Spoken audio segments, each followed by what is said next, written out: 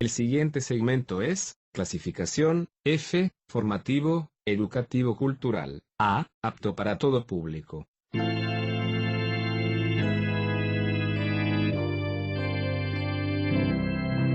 Bienvenido a Hora de Estudio Bíblico con nuestro maestro el Dr. Lehman Strauss. Este estudio es el resultado del tiempo personal con el Señor, el ministerio pastoral y la experiencia en conferencias bíblicas del Dr. Lehman Strauss. Él nos instruye y alienta con la enseñanza de la palabra de Dios. Ahora, el Dr. Strauss. Muchas gracias por sintonizar Hora de Estudio Bíblico. Gracias por sus tarjetas, por sus cartas, por sus oraciones y ofrendas. Todas son muy apreciadas. Ustedes son el salvavidas de este programa. Sin ustedes no podríamos continuar. Este programa no ofrece suscripciones, es sustentado solo mediante las oraciones y las ofrendas de los cristianos oyentes.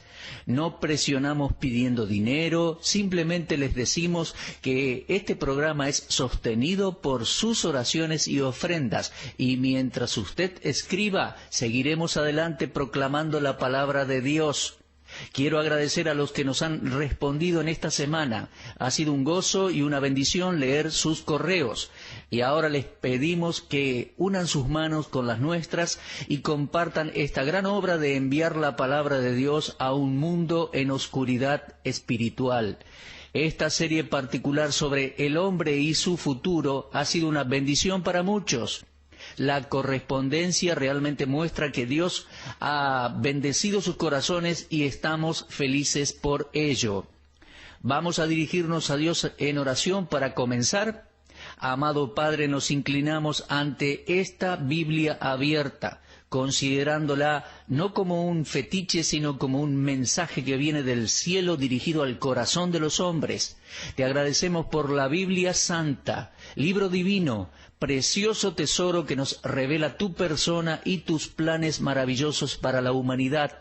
Te agradecemos porque podemos leerla, también porque el Espíritu Santo, que es nuestro maestro y nos guía para comprenderla, y también nos ayuda a transmitirla a otros. Y confiamos que el ministerio será de mucha bendición hoy, el ministerio radial. Que las almas se salven, te pedimos. Que los cristianos sean ayudados, bendecidos y fortalecidos. Que los ancianos, los desanimados y los enfermos encuentren consuelo en tus palabras. Y oramos para que los jóvenes que nos escuchan encuentren instrucción que les dé luz para alumbrar la senda en este mundo impregnado de pecado y que tanto necesita una demostración de tu poder. Dios, te pedimos que nos ayudes hoy para ministrar tu palabra. En el nombre del Señor Jesucristo oramos. Amén. El tema de hoy es: ¿está el alma consciente después de la muerte? No creo que podamos terminar de exponer todo con respecto a esto, pero espero que sea lo suficiente como para darles un buen fundamento sobre este tema. ¿Está el alma consciente después de la muerte? Esta no es una pregunta nueva. Por siglos hubo cierta gente religiosa que ha sostenido que el alma sigue existiendo después de la muerte, pero en un estado inconsciente. Luego de investigar, quizá algunos de ustedes se sorprendan al saber que hay muchos que creen en el concepto de que el alma duerme. Debido a la inquietud y el interés universal respecto al lugar donde están los muertos, sectas falsas hacen víctimas a la gente diciendo conocer sobre este tema. Esos grupos están entre nosotros y pueden venir a nuestra puerta y tocar el timbre. Ellos no creen que el alma está consciente después de la muerte. Creen que el alma duerme, y ellos esparcen su veneno a través de su literatura y con su habilidad para hablar. Van diciendo que el cuerpo regresa al polvo y el alma queda inconsciente o duerme. Aquellos que creen en esto están presentando una de las distorsiones o perversiones de las Santas Escrituras. La Biblia se refiere al alma después de la muerte, pero no enseña que el alma cae en un estado de sueño o inconsciencia. Dijo una persona: en la muerte no es el cuerpo sino el alma la que muere. Otro dijo, en el lapso de tiempo entre la muerte y hasta que el alma sea resucitada, ésta permanece inconsciente. Otra persona escribió diciendo, aún los apóstoles estuvieron inconscientes por siglos. Amigos, estas afirmaciones son hechas por cierta gente que viene a su puerta día a día, pero todo esto es un enfoque de hombres, un punto de vista que no está presente en las Santas Escrituras. Cada ser humano entra al mundo siendo poseedor de una existencia eterna. Aquel bebé que nace en este mundo nace para estar consciente por toda la eternidad. Es verdad que en la muerte el alma se separa del cuerpo, pero no está de acuerdo con la enseñanza de la Biblia decir que en la muerte el alma cae en un estado de completa inconsciencia o en un profundo sueño. Ahora, a primera vista pareciera que la Biblia enseña eso. Entonces, haremos muy bien en examinar aquellas escrituras que se refieren a la muerte como un sueño. En un estudio anterior nos hemos referido a esto también, pero hoy vamos a extendernos y hablar al respecto en forma más completa. Ahora bien, los pocos textos que los estudiantes falsos han sacado de su contexto para probar que la muerte física es el fin de todo lo consciente, pueden ser explicados fácil y comprensivamente cuando se interpretan a la luz de otros pasajes que se refieren al mismo tema. En Eclesiastés 9:5 leemos, pero los muertos nada saben. Ciertamente nosotros estamos de acuerdo de que un cuerpo muerto que se deteriora no tiene conciencia del pasado, del presente o del futuro.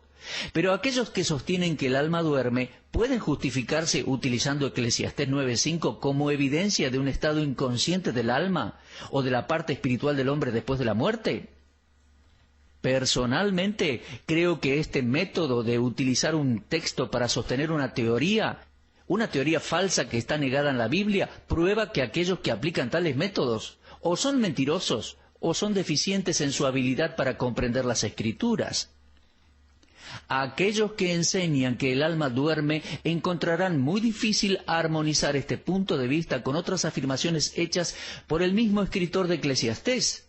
Por ejemplo, en Eclesiastés 12:7 dice, y el polvo vuelve a la tierra, como era, y el espíritu vuelve a Dios, que lo dio. Y nuevamente leemos en Eclesiastés 3:20, todo va a un mismo lugar, todo es hecho del polvo y todo volverá al mismo polvo. Ahora, nosotros sabemos que este último versículo de Eclesiastés 3:20 está hablando del cuerpo, porque en el próximo versículo, en Eclesiastés 3:21, leemos, ¿quién sabe que el espíritu de los hijos de los hombres sube arriba? En las Escrituras leemos que el hombre duerme, pero el sueño siempre está referido al cuerpo. En ningún momento la Biblia se refiere al sueño del alma o de la parte espiritual del hombre. Donde algunos se equivocan es en identificar al hombre simplemente con su cuerpo, ignorando el hecho de que el hombre es un ser tripartito, que está constituido por cuerpo, alma y espíritu. Repito que es tripartito. Ahora, el cuerpo, como ya lo he dicho antes, no es el hombre completo. Por lo tanto, no se puede afirmar que la muerte de un cuerpo sea la muerte de todo el ser humano. Ahora, otro versículo que se relaciona mal se encuentra en la profecía de Daniel, capítulo 12, versículo 2. Allí leemos, y muchos de los que duermen en el polvo de la tierra serán despertados, unos para vida eterna y otros para vergüenza y confusión perpetua. Algunos muy buenos estudiantes de la Biblia dicen que este versículo se refiere a la resurrección física de los judíos. Si fuera así, Lehmann Strauss considera que el pasaje se opondría con la revelación concerniente a la resurrección en el Nuevo Testamento, porque no hay una resurrección general para los rectos junto a los malvados. Repito, para Lehmann Strauss el pasaje no tiene relación con la resurrección física. Sin embargo, la resurrección física es utilizada como una figura del avivamiento nacional de Israel en aquel día. Ellos han estado durmiendo como nación en el polvo de la tierra, enterrados entre los gentiles, pero en aquel tiempo sucederá una restauración nacional que reunirá a la casa de Judá e Israel. Es la misma figura que se usa en la visión de los huesos secos en Ezequiel 37. En ese capítulo vemos, Ezequiel 37, que esta visión es aplicada por los hombres que han inventado la teoría de una segunda oportunidad y una esperanza más amplia para los malvados que han muerto. Pero nadie podría considerar a esto, Ezequiel 37, como una resurrección corporal, sino como un avivamiento y una restauración nacional de Israel. Israel es como una tumba nacional. Con esto no se refiere literalmente a un lugar de sepulcro. Podríamos llamarles tumbas nacionales, que serán abiertas y el Señor los recogerá de todos los países en los cuales habían sido esparcidos. Esta misma distinción concuerda con lo que ya hemos señalado previamente.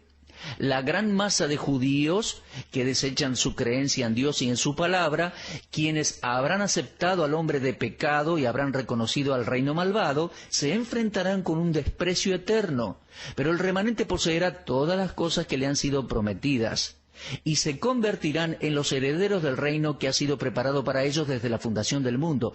Y además de las bendiciones nacionales que Israel recibirá, también poseerá vida eterna porque ellos entonces nacerán de nuevo. Ahora, si mi interpretación de Daniel 12:2 no fuera correcta y una resurrección física se llevara a cabo, ciertamente Daniel no estaría refiriéndose a otra cosa que la resurrección del cuerpo. No estamos de acuerdo ni por un momento que la palabra dormir se aplique al hombre integralmente, sino solamente a su cuerpo. Esto es exactamente lo que significa Daniel 12:2. Ahora, el Nuevo Testamento enseña la existencia consciente y eterna del hombre. Vamos a citar unos pocos versículos del Nuevo Testamento que aclararán esto. Vamos a leer Mateo 27:52. Dice: «Y se abrieron los sepulcros, y muchos cuerpos de santos que habían dormido se levantaron». Vamos a leer también Juan 11:11 y 14, donde dice: «Dicho esto, les dijo después: nuestro amigo Lázaro duerme, mas voy para despertarle». Dijeron entonces sus discípulos: «Señor, si duerme sanará». Pero Jesús decía esto de la muerte de Lázaro, y ellos pensaban que él hablaba del reposar del sueño. Entonces Jesús les dijo claramente: «Lázaro ha muerto». Aquí podemos ver que la muerte para el Señor Jesús no era otra cosa más que dormir. Me refiero a la muerte física del cuerpo. Esto es una figura de dicción que encontramos en la Biblia, porque no existe una pausa o un final para nuestra conciencia. Era el cuerpo de Lázaro que estaba muerto. Era su cuerpo respecto al cual Marta dijo: «Hiede ya, porque es de 4 días». Cuando Jesús dijo claramente que Lázaro estaba muerto, él se refería solamente al cuerpo de Lázaro. Luego agregó, en versículo 11, «Nuestro amigo Lázaro duerme, mas voy para despertarle». Él hizo esto resucitando el cuerpo de Lázaro de la muerte. Luego en versículo 44 leemos: «Y el que había muerto salió, atadas las manos y los pies con vendas, y el rostro envuelto en un sudario». La parte de Lázaro que estaba muerta era la parte que estaba envuelta en un sudario, es decir, su cuerpo, sus manos, sus pies, etc. Es decir, su cuerpo, sus manos, sus pies. Como la parte espiritual del hombre nunca muere y el alma es una parte del hombre, así como su cuerpo, entonces podemos decir que los muertos están vivos en un sentido. En verdad, los muertos viven. El cuerpo está muerto, pero el espíritu está vivo. Me he convencido de que nunca hubo una pausa en la conciencia del hombre mientras pensamos respecto a las últimas palabras de los que mueren. Piense por un momento en las últimas palabras de nuestro Señor cuando Él estaba en la cruz. Lo podemos leer allí en Lucas 23:46. Dice: «Entonces Jesús, clamando a gran voz, dijo: Padre, en tus manos encomiendo mi espíritu». Y habiendo dicho esto, expiró. Solo 3 décadas antes, Cristo había venido de la presencia del Padre. Él vino para traer a luz la vida y la inmortalidad a través de su Evangelio. Es decir, vino para revelar y mostrar al hombre que podía tener vida eterna. Al terminar su obra, Él cumplió con todas las demandas de la perfecta ley de Dios. Ofreció su vida en pago por el pecado y luego dejó esta vida. Ahora, Cristo sabía que su Padre estaba observando. escuchando atentamente, y por lo tanto con toda confianza se dirigió al Padre con la seguridad de que su obra estaba hecha. Entonces sus palabras fueron: en tus manos encomiendo mi espíritu. Y eso conforma la doctrina de la inmortalidad. Aquí el Señor Jesús nos estaba enseñando la supervivencia de la parte espiritual del hombre luego que su cuerpo físico muere. La muerte para Jesús era la entrada a la presencia del Padre, y no una condición fría e inconsciente.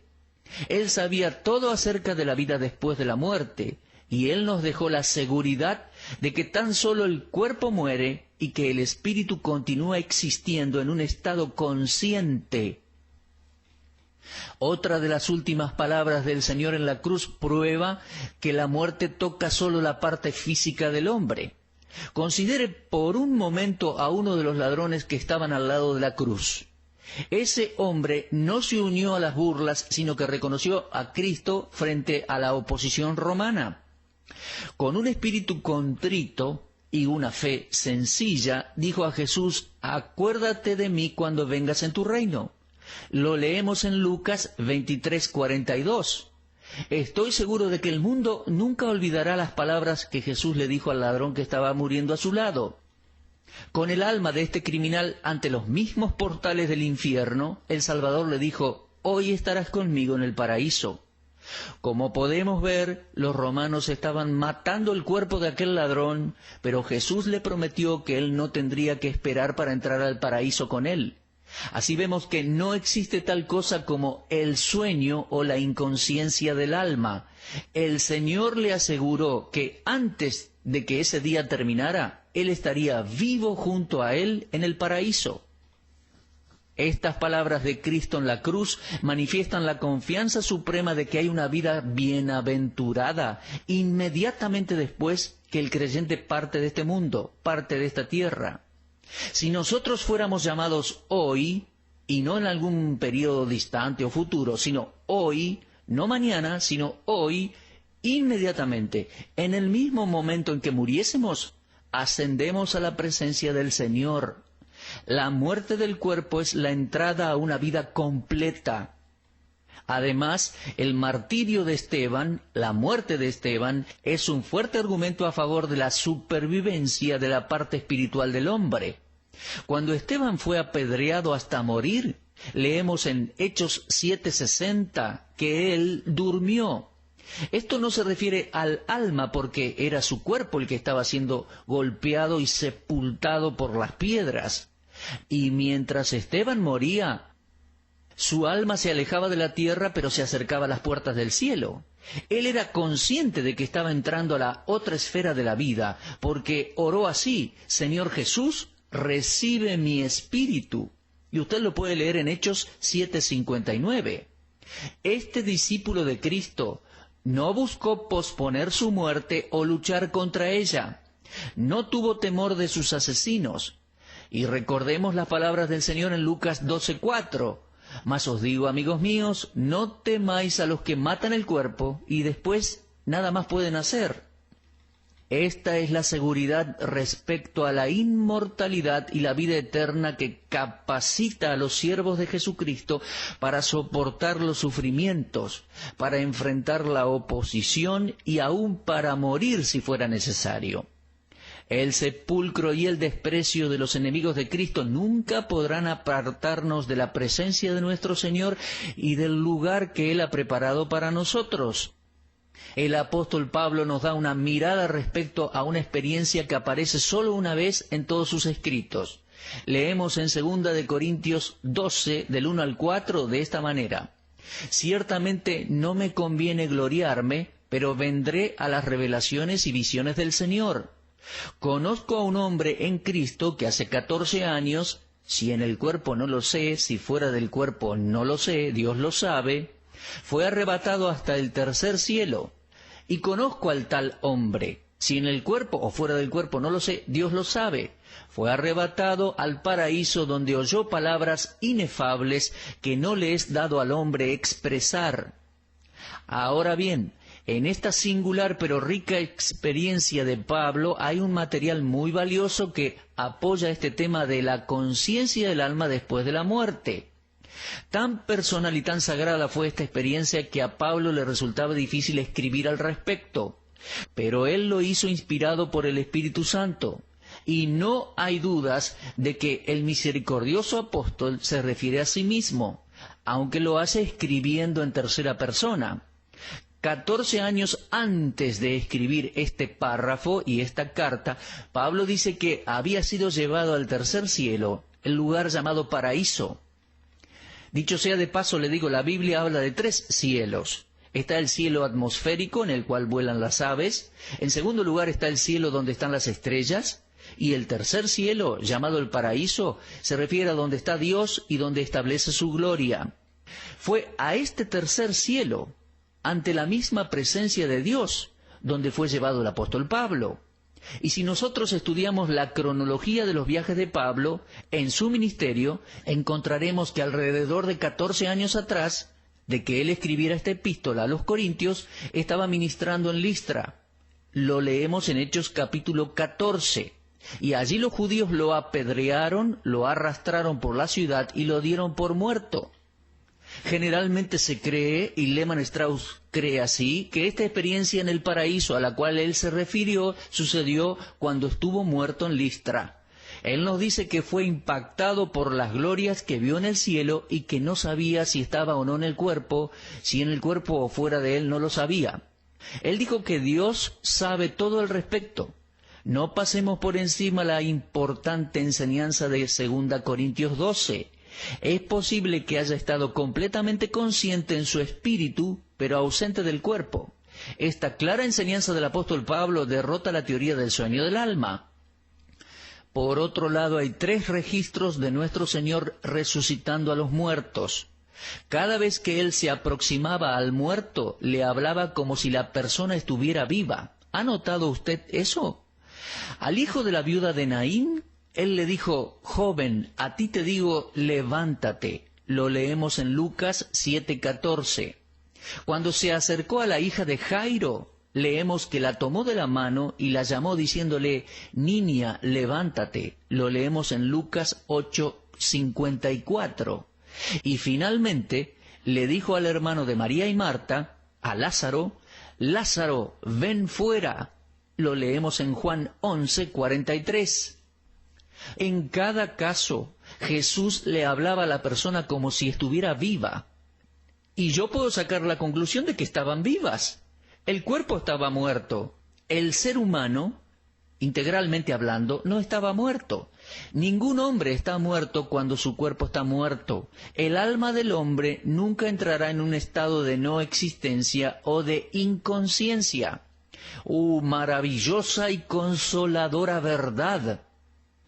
Por favor, amigos, escuchen la advertencia de Dios. Hay vida después de la muerte física. Los inconversos y los creyentes estarán separados de Dios en la eternidad.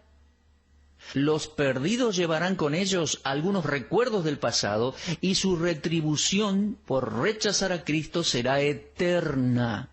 Pero el creyente debe tomar fortaleza hoy y ser consolado, animado. Cuando dejemos este cuerpo, amigo creyente, el verdadero hombre dejará el cuerpo y entrará en la presencia del Señor. Gracias a Dios por la esperanza de la vida más allá de la tumba. La debemos al Señor Jesucristo, que derrotó la muerte y resucitó triunfante y nos da gratuitamente perdón de pecados y vida eterna por la fe, confiando en Él. Bueno, en nuestro próximo estudio estaremos considerando el tema de las 2 resurrecciones. Por favor, no deje de escribirnos. Estaremos de regreso, si Dios quiere, a la misma hora y en esta misma estación radial. Y hasta entonces, fortalézcanse mirando hacia arriba. Usted estuvo escuchando Hora de Estudio Bíblico con el maestro el doctor Lehmann Strauss. Si desea escuchar una vez más este mensaje, visite nuestra página en la internet www.bbnradio.org. Le dejamos la invitación para que el día de mañana nos acompañe aquí, en este mismo horario y punto del dial. Hora de Estudio Bíblico es una producción de BBN.